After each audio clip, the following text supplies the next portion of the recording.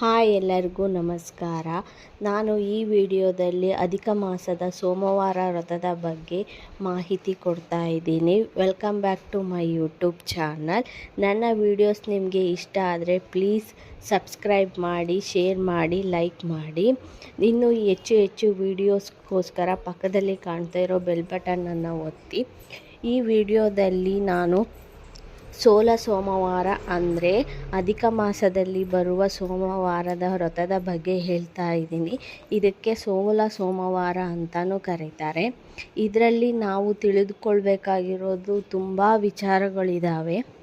ನಾವೇನಾದರೂ ಸೋಮವಾರದ 16 ವಾರದ ವ್ರತವನ್ನು ಮಾಡ್ತೇವೆ ಅಂದರೆ ಅದನ್ನು ಹುತ್ತದ ಮಣ್ಣಿನಿಂದ ಶಿವಲಿಂಗವನ್ನು ಮಾಡಿ ಅದಕ್ಕೆ ಪೂಜೆ ಮಾಡಿ ಪ್ರಸಾದ ಮಾಡಿ ಶಿವಲಿಂಗಕ್ಕೆ ಅರ್ಪಿಸಿ ನಂತರ ನಾವು ಸೇವಿಸುತ್ತೇವೆ. ಆದರೆ ಅಧಿಕ ಮಾಸದಲ್ಲಿ ಬರುವ ಸೋಮವಾರ ವ್ರತ ಸ್ವಲ್ಪ ವಿಶೇಷ ಮತ್ತು ವಿಭಿನ್ನವಾಗಿದೆ. ಅಧಿಕ ಮಾಸ ಅಂದರೆ ಕೇವಲ 4 ವಾರಗಳು ಮಾತ್ರ ನಮಗೆ ಸಿಗೋದು. ಅದಕ್ಕೆ ಏನು ಮಾಡಬೇಕು ಅಂದರೆ 4 ವಾರಗಳಲ್ಲಿ 4 ಸೋಮವಾರಗಳಲ್ಲಿ ಒಂದೊಂದು ವಾರಗಳಿಗೂ ಸಹ 4 ಶಿವಲಿಂಗವನ್ನು ಮಾಡಿಕೊಂಡು ಆ ಶಿವಲಿಂಗಕ್ಕೆ ಪೂಜೆ ಮಾಡಬೇಕು. ಈ ಪೂಜೆಯನ್ನು ಗರ್ಭಿಣಿಯರು, ವಯಸ್ಸಾದವರು ಮತ್ತು ಬಾಣಂತಿಯರು ಪೂಜೆ ಮಾಡಲೂಬಾರ್ದು. ಯಾಕಂದರೆ ಈ ಪೂಜೆಯನ್ನು ಕಟ್ಟುನಿಟ್ಟಾಗಿ ಉಪವಾಸ ಮಾಡಬೇಕಾಗುತ್ತೆ. ಅದಕ್ಕೆ ಈ ಪೂಜೆಯನ್ನು ಬಾಣಂತಿಯರು, ಗರ್ಭಿಣಿಯರು, ವಯಸ್ಸಾದವರು ಮಾಡೋಕ್ಕೆ ಹೋಗಬೇಡಿ.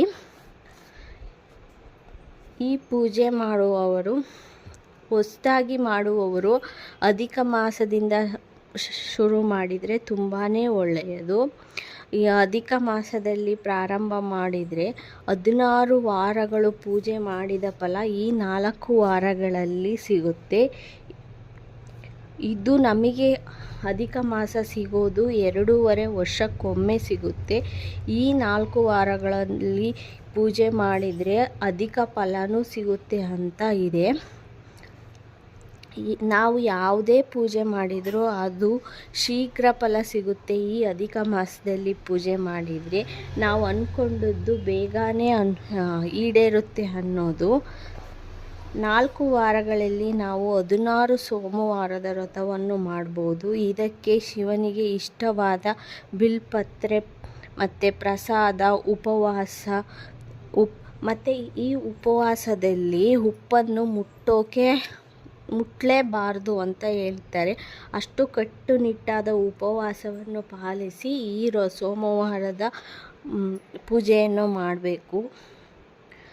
ಈ ಅಧಿಕ ಮಾಸ ಪ್ರಾರಂಭ ಆಗೋದು ಮೇ 17, 2027 ಭಾನುವಾರದಿಂದ ಪ್ರಾರಂಭವಾಗಿ, ಏಕೆಂದರೆ 16ನೇ ತಾರೀಕು ಅಮಾವಾಸ್ಯೆ ಇರೋದ್ರಿಂದ ಇದು ಪ್ರಾರಂಭವಾಗೋದು. ಅಧಿಕ ಮಾಸದ ಪೂಜೆ ಪ್ರಾರಂಭವಾಗೋದು 17ನೇ ತಾರೀಕಿಂದ, ಮುಕ್ತಾಯ ಆಗೋದು ಜೂನ್ 15, 2026 ಸೋಮವಾರದವರೆಗೆ ಇದು ಇರುತ್ತೆ ಅಧಿಕ ಮಾಸ. ಈ ಬಾರಿ ಜ್ಯೇಷ್ಠ ಮಾಸ ಮತ್ತು ಅಧಿಕ ಮಾಸವಾಗಿ ಬರುತ್ತೆ. ಇದನ್ನು ಅಧಿಕ ಜ್ಯೇಷ್ಠ ಮಾಸ ಅಂತಲೂ ಕರೀತಾರೆ. ಈ ಅಧಿಕ ಮಾಸದ ವಿಶೇಷತೆಗಳು ಏನೆಂದರೆ ಈ ತಿಂಗಳನ್ನು ಪುರುಷೋತ್ತಮ ಮಾಸ ಎಂದು ಕರೀತಾರೆ ಮತ್ತು ಇದು ಭಗವಾನ್ ವಿಷ್ಣುವಿನ ಅತ್ಯಂತ ಪ್ರಿಯವಾದ ಮಾಸವಾಗಿದೆ. ಇದರಲ್ಲಿ ಶಿವನ ಪೂಜೆ ಮತ್ತು ವಿಷ್ಣುವಿನ ಪೂಜೆ, ಯಾವುದೇ ಪೂಜೆ ಮಾಡಿದರೂ ಅಧಿಕ ಫಲಗಳು ಸಿಗ್ತವೆ. ಈ ಅಧಿಕ ಮಾಸವನ್ನು ಹೇಗೆ ಆಚರಿಸಬೇಕು ಎಂದರೆ ಈ ಸಮಯದಲ್ಲಿ ಶಿವನ ಪೂಜೆ ಆಗಲಿ, ವಿಷ್ಣು ಪೂಜೆ ಆಗಲಿ ಮತ್ತು ದಾನ, ಧರ್ಮ, ಜಪ, ತಪಸ್ಸು ಮತ್ತು ಪೂಜೆ ಪುನಸ್ಕಾರಗಳನ್ನು ಮಾಡುವುದು ಅತ್ಯಂತ ಫಲಪ್ರದ ಎಂದು ನಂಬಲಾಗಿದೆ. ವಿಶೇಷವಾಗಿ ಅಪೂರ್ವ ದಾನ ಮಾಡೋದು ವಾಡಿಕೆ. ಈ ಅಧಿಕ ಮಾಸದಲ್ಲಿ ಮದುವೆ, ಮುಂಜಿ, ಗೃಹ ಪ್ರವೇಶ ಅಥವಾ ಯಾವುದೇ ಹೊಸ ಶುಭ ಕಾರ್ಯಗಳನ್ನು ಮಾಡುವುದಿಲ್ಲ. ಇದು ಕೇವಲ ಆಧ್ಯಾತ್ಮಿಕ ಸಾಧನೆಗೆ ಮೀಸಲಾದ ಸಮಯ. ಈ ಸಮಯದಲ್ಲಿ ಈ ಮಂತ್ರವನ್ನು ದಿನಕ್ಕೆ 33 ಬಾರಿ ಹೇಳಿದರೆ ತುಂಬಾ ಶುಭ ಫಲಗಳು ದೊರೆಯುತ್ತವೆ. ಮಂತ್ರ ಹೀಗಿದೆ: ಗೋವರ್ಧನಂ ವಂದೇ ಗೋಪಾಲಂ ಗೋಪರೂಪಿಣಂ ಗೋಕುಲ ಉತ್ಸವಂ ಮೀಶಾನಂ ಗೋವಿಂದಂ ಗೋಪಿಕಾ ಪ್ರಿಯಂ. ಮಂತ್ರನ ಮತ್ತೊಂದು ಸತಿ ಹೇಳ್ತಾ ಇದ್ದೀನಿ ನೋಡಿ. ಗೋವರ್ಧನಂ ವಂದೇ ಗೋಪಾಲಂ ಗೋಪರೂಪಿಣಂ ಗೋಕುಲವತ್ಸವಂ ಮೀಶಂ ಗೋವಿಂದಂ ಗೋಪಿಕಾ ಪ್ರಿಯಂ. ಇದನ್ನು ದಿನಕ್ಕೆ 33 ಬಾರಿ ನೀವು ಪೂಜೆ ಆದ ಸಮಯದಲ್ಲಿ ಹೇಳಿದರೆ ವಿಷ್ಣುವಿನ ಅನುಗ್ರಹ ಸಿಗುತ್ತೆ, ಶೀಘ್ರ ಫಲವೂ ಲಭಿಸುತ್ತದೆ.